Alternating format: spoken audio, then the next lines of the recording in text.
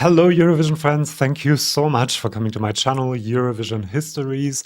Yesterday, we had the second pre-party of the Eurovision 2024 season in Barcelona.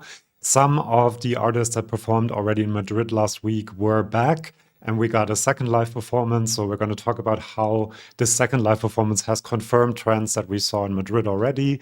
And we also have some new performers like Gorte from Norway or five minuust and puluup as well from Estonia. And I'm going to talk about each of the performances, what my impression was about outfits, vocals, and so on.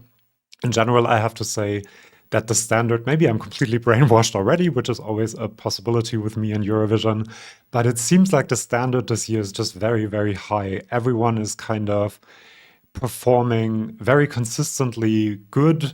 The ones that we expected to be good are good every single time, and the ones that we thought needed to improve have improved. So I'm going to be very positive about a lot of these songs, but that's just the way I see it at the moment. If you see it differently, let me know in the comments.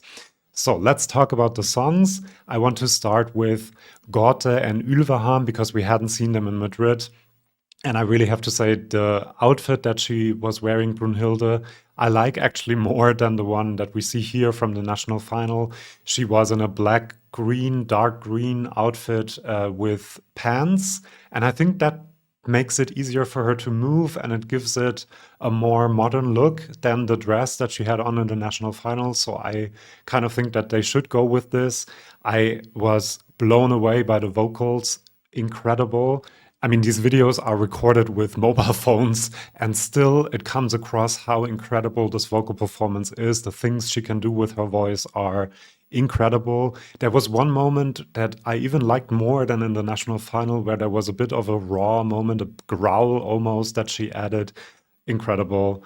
She's bending backwards as well, adding a bit of mystery to this whole thing. And the way she bends backwards and then comes back up, I couldn't do that because I'm too old now for that. So, I mean, impressive on every level. This is maybe even a dark horse, even though I do know that a lot of people find it a bit much at times, but amazing performance. Congratulations to them. Another great performance was Tiadora. Great vocals, as always. The girl knows how to sing. We know that. She knows how to perform as well. There were people talking in the beginning again, but she still got into the song, all of the emotion, all of the rawness that you feel when she performs this. The outfit was good as well. I liked her hair more than in the national final as well. Not much else to add. Great, great performance. Also, congratulations to her. Another great one. I'm going to repeat myself a little bit, but I really did like a lot of these performances. Angelina Mango with La Noia. She was in a leotard like the one we see there, but a bit more colorful. I like that a lot. She performed this with the spunk and the spontaneity that we know from her. She really felt the song, got into the song. I liked that. We had the graphics in the background again with the chilies that I kind of criticized with the Madrid pre-party, but now I get it more that it's a symbol of southern Italy. And kind of the graphics now also make sense with the song for me. Maybe I just needed a bit of time and expected something different. I don't know. But now I can see it.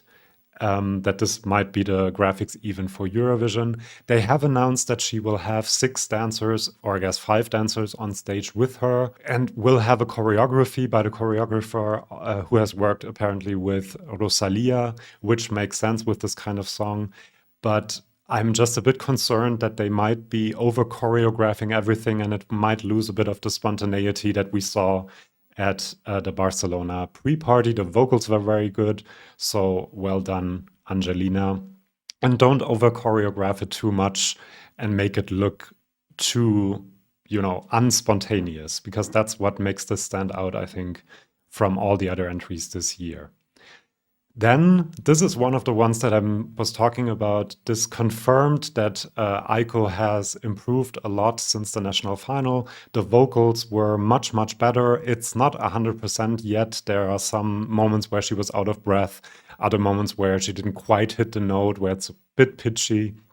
But compared to the national final, incredible improvement. The outfit is much better than the one you see there. And she just had the energy as well. She's strutting around the stage. She had two dancers with her who did most of the heavy lifting when it comes to choreography, which again, I think is a good idea for her to focus on the vocals and them, to add the choreography and the energy. And I feel like it was the right level of energy for the song. And I've said in my top 37, where she was quite low, that the song itself is actually really, really good. And now I'm thinking with this improved performance, with an even better staging and maybe even more improvement until May, maybe this might actually be in the running to qualify for the final because we don't have that many rock sounds this year. And this song is kind of a, poppy rock, which people might be open to and which is accessible to a lot of people, I think. And so now I'm not sure anymore who will qualify at all, to be honest, because I do think that this is a possibility. Then we have Besa with Titan. I mean, I love her. She has such elegance, and I've said this last time. Every time I see her, she looks completely different. She can do so much with her outfit and with her hair and whatever, and just become a completely different person almost on the outside, of course. The voice was quite good.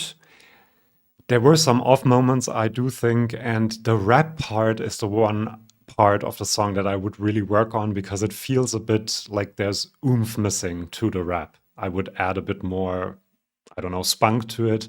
But I do like her, as I said, diva moments as well, strutting on that stage.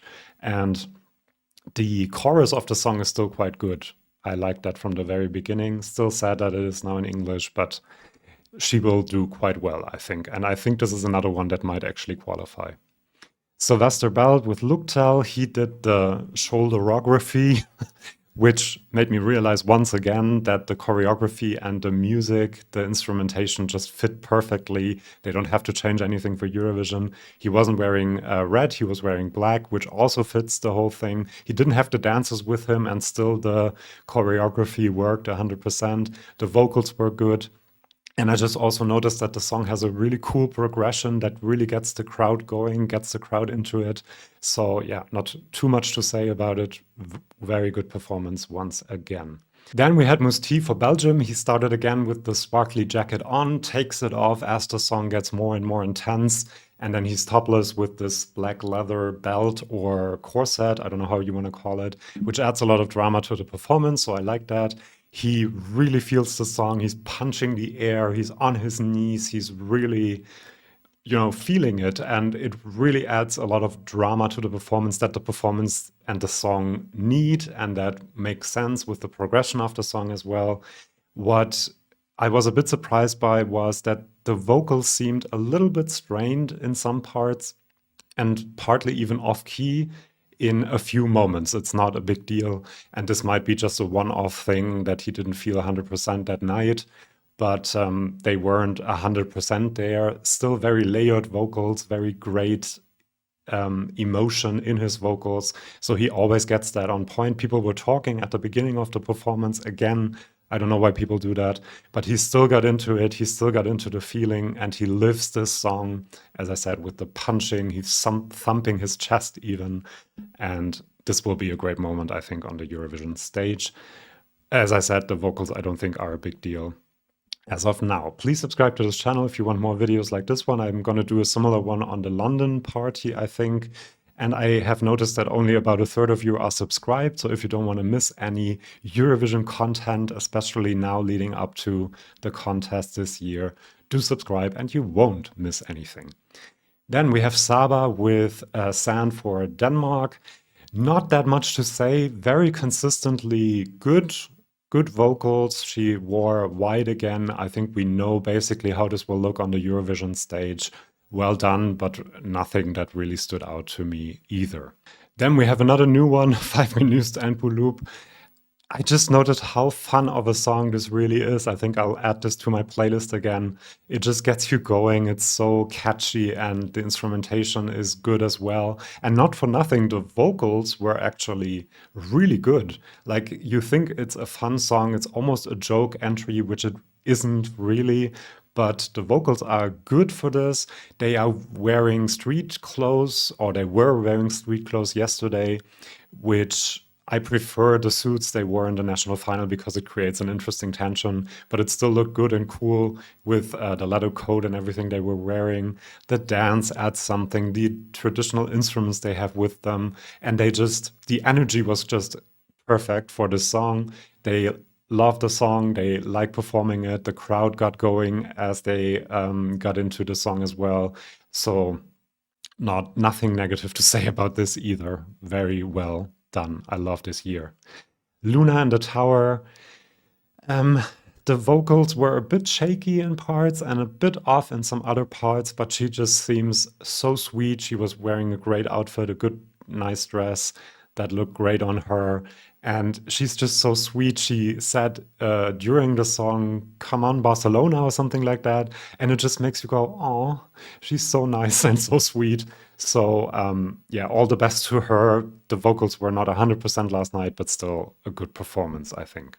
Then we have Nebulosa with another incredibly fun performance. Obviously, they were on home turf, so the crowd was into it from the very first minute. But still, I mean, she is a great performer. There's a great stage presence, a gravitas almost, but then it's also very fun. There's this diva aspect to her strutting around and the dancers following her. I love that. The audience obeys her when she holds the microphone towards the audience and they sing to her. Again, home turf, but I think the same thing will happen in Eurovision. So I hope she does that because it kind of creates a cool moment. The dancers stayed a bit more covered, which I liked as well. They didn't take off the top part of their outfit. But I also love the interaction between her and the dancers. And I have to say that the vocals actually sounded better than in the national final. I've said a lot of times that this song doesn't need an impressive vocal performance like Slimane's or something like that. But she does improve. I think she's taking singing lessons, and so maybe they are helping. She did sing the last note as well, which is quite high and kind of hit it from what I could hear from the video. So, yeah, this is gonna be so fun on the Eurovision stage. The next one is the one I've been waiting to talk about. This is, I mean, I don't understand how this is only seventh in the odds and has a 4% winning chance. I understand when people say that the song is not as impressive when it comes to the composition of the song or the lyrics of the song, but this voice is just so outstanding that you kind of forget about that. And I have to say that in this performance, when the beat comes in, it does feel that it is a good song and a good composition, actually. But let's talk about the vocals. Not a lot new to say about this, but this was his best vocal performance, I think, in a while. Raw emotion, layers, just incredible. He did the thing where he's 2 meters away from the microphone again, and it creates this echo effect, and it feels almost like a religious vocal moment, and it just creates an incredible atmosphere. It was just a mobile phone video, and I got goosebumps actually, and I got the feels seeing that. It was amazing. One part that made me get the feels a little bit as well is the fact that he sang that part in Spanish, which is just a wonderful nod to the audience, and he did perform it really well. In the end, when you watch it, the last chorus, he mixes Spanish and French because he got a bit confused for a moment, but that makes it fun, actually. And just incredible. I mean, I really don't understand why this isn't one of the big favorites to win. His outfit was the best we have seen. I think his hair is out, which makes it seem more elegant. He was wearing a leather jacket with tubes on it, like cool, but also elegant. So yeah, perfect performance for me and just amazing. Let me know if you feel differently. I might be brainwashed because I love him, obviously. I've said that a lot, but yeah, loved this performance. Then we have Raiven and Veronica, another one that is very consistently good. The vocals were, I think, perfect. I didn't hear anything that was off or anything like that. The very high notes at the end are a bit much to me, and I think they might be a bit much for some of the viewers, but they might convince a few jury members. to vote for her because it's just impressive what she can do with her voice. She also does the brip part, the witchy part of the song with her voice, which is also very impressive. She feels the song, she struts around on that stage, she has a lot of stage presence, so another great performance.